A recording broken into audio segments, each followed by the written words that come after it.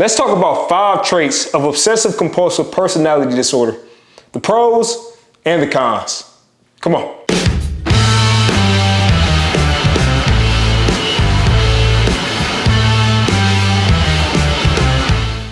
I'm Shannon Williams, the OCPD coach. I work with individuals one-on-one to help them take control of their OCPD traits. In this video, we're going to talk about the good things and the bad things about some of those traits. Trait number 1, and probably one of the most common traits of OCPD, is perfectionism. We have to get it perfect. We have to be perfect. We have to think perfect. The work that we produce has to be perfect. And if it can't be perfect, we don't want anything to do with it. Let's start off by talking about the positives of perfectionism. Many people who deal with perfectionism have a high attention to detail. Another positive of perfectionism is strong work ethic. Perfectionists most of the time work very, very hard.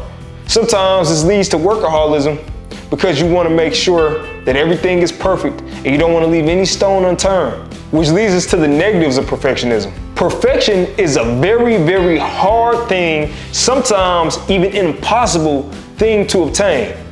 Imagine if you lived every day of your life trying to be perfect. You want to get straight A's. You want to have the perfect family. You want to be the perfect husband. You want to be the perfect child. You want to be the perfect parent. Everything in your life has to be perfect. Then imagine if you don't hit the mark in one of those categories. That would make you feel down about yourself. Now imagine if every category you couldn't hit the mark.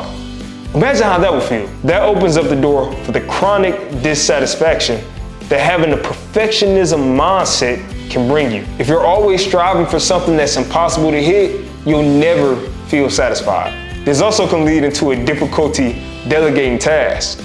Because not only do perfectionists hold themselves to a high standard, they also hold others to a high standard.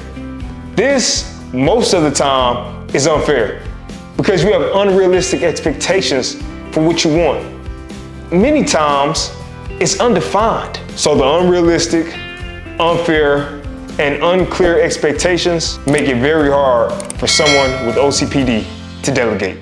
Let's hop into trait number 2, rigidity and inflexibility. Let's start with the positives of this trait.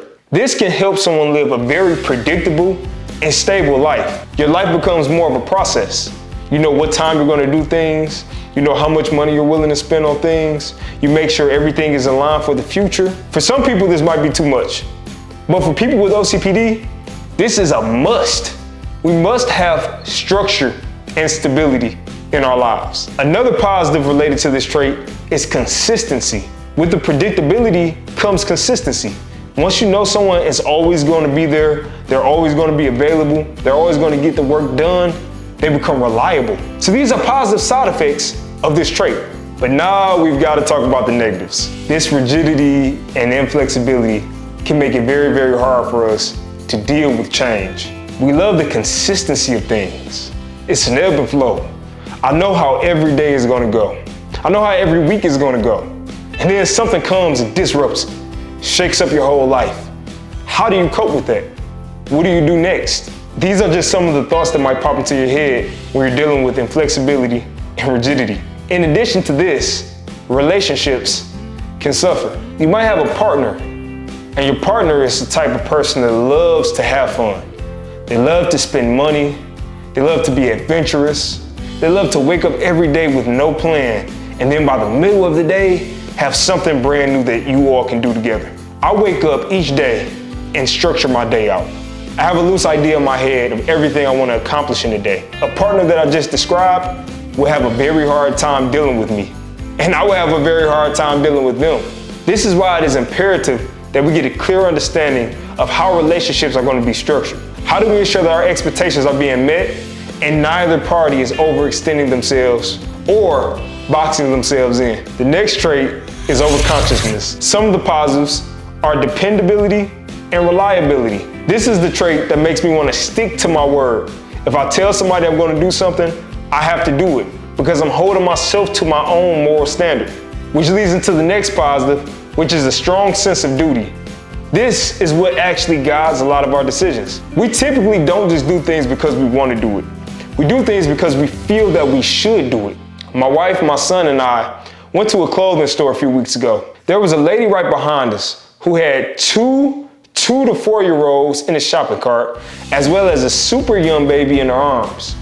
Well, the shopping cart tipped over, and as you can imagine, the children fell out of the cart. They were screaming. It was a big situation. When I saw that the lady had a baby in her arms and it was going to be hard for her to get 3 babies in her arms as well as pick up the cart, that motivated me to jump in, pick up the child that was closest to me, and actually console the child as if it were my own. This was not something that I would have ever planned. This is not something I ever thought I would do, but it was the duty in that moment that drove that decision. Now, some of the negatives. Because of the perfectionism that a lot of us face, this can often lead us to delayed decision making. In other words, we're indecisive. We don't know what we should do. We don't know when we should do things. And oftentimes, this leads to us just not doing anything at all. Long story short, we deal with analysis paralysis. Another negative that I have been working on very hard recently is our difficulty to relax. ADHD can also lead to compounding in this negative trait. When you always think that your time would be better served doing anything else than what you're currently doing, it makes it so hard to relax. And many of us actually never figure out how to relax. We never figure out how to make fun a mandatory thing in our lives. This is something that, as I mentioned, I've continued to work on, and I've actually started building strategies that have helped me. One free strategy I'm going to give you right now is to use a project planning tool to schedule fun for yourself. You have to understand that fun is essential. If your life is work, duty all day long, are you really living? I don't think you are. So we've got to do better. So we have to make sure that we take fun, vacation, relaxation, whatever it is. Time for yourself, you have to make it mandatory. Take care of yourself. All right, we're on to our 4th trait, preoccupation with lists and details. This is actually one that I think we get a lot of positive juice out of. This can allow us to be very organized and structured individuals. It also allows us to have precision in detail-oriented tasks. If you need somebody to help you with your filing cabinet, we're the people to call. If you need somebody to help you sort out your Excel sheet, we're the people to call. If you need someone to help you organize all of the different colored fruits in your kitchen by color, size, and shape, we're the ones to call. We're also good at being very precise in our attention to detail. If you ask us to paint a Picasso painting, we're gonna do our best to emulate it. But this leads to potentially negative consequences. We micromanage the crap out of people. If someone is not doing something to our liking or to our standard, we can be extremely hard on them. And it's not fair. Many times, we hold them to the same standard we will hold ourselves to. But we fail to realize that we're holding ourselves to an unhealthy and many times an unrealistic expectation in the first place. And do you remember when I just said we would recreate a Picasso painting? This leads into the negative of us making time-consuming tasks take forever. Sometimes this causes us to get lost in whatever the project was in the first place. I used to have this really bad at school. I would work on projects and try to get everything exact to the point where I would miss the deadline completely. I wouldn't care that I missed the deadline. I was proud of how far I was able to get up to that point. The fact that my 25% project looked spot on meant more to me than completing 100% of a project that did not look up to par. So before we get to our final trait, I want to talk about an honorary mention, hoarding tendencies. I'm talking about keeping documents, for instance, that you have never needed to have, but you have just kept because of the sentimental value that it's had to your life. Or if you're somebody like me, technology. I have so many cords inside of a bin that I don't even know what cords are in there anymore. Therefore, it's useless to even have it. How is it efficient if I throw something away and then 2 months down the line, I need it again, and then I have to buy it again? Did I mention we also hoard money? So we hoard money a lot of times for emergencies, worst case scenarios, because our duty to pay bills is more important than our desire to have fun. All of these tendencies that we have actually work together in interesting ways. They can turn positive things into negative things if we do them too intensely. One of the biggest positives of hoarding tendencies is that it allows you to have a sentimental connection to an item. I actually have this with music. Anytime I hear a specific song, it can take me back to a moment in my life when I first heard the song, or an important moment in my life where the song was playing. Most of the negatives are revolved around how cluttered this can make your life. Imagine having all these things that you don't need, will likely never need, yet can't get rid of. It can be challenging. It is very hard for us to get rid of things to the point where it is emotional, but I like to apply rules for things that I want to get rid of. For instance, if I have a closet full of items and I know that I need to get rid of some of these items, I'll create the following rule. Anything that has not been worn in 6 months and costs less than $50, I can discard of. This is something that you can run every 6 months just to do a cleansing. If it's less than $50, that might be a little bit easier to replace. Also, if it hasn't been worn or used in 6 months, it might not be that important. I want to add a disclaimer. Clothing. If you're in a location that has a variety of seasons, it makes sense why you would not have worn a winter coat 6 months from winter. In that case, you don't have to do 6 months. If you're doing clothing, I'd actually recommend you shoot for a year. This gives you that window where you have the different seasons pass at least one time. Trait number 5 is the excessive devotion to work, aka workaholism. How many of you love to work? How many of you love working more than you love having fun? A lot of us have an interesting relationship with work, life, and fun. We always consider the work-life balance. But what if you go to work and then your work that you do outside of work is your life? For instance, 5 days a week, I clock in, I do my programming, and I get off from work. However, once I leave that job, I actually start working on the OCPD coach, which is an entirely different form of work.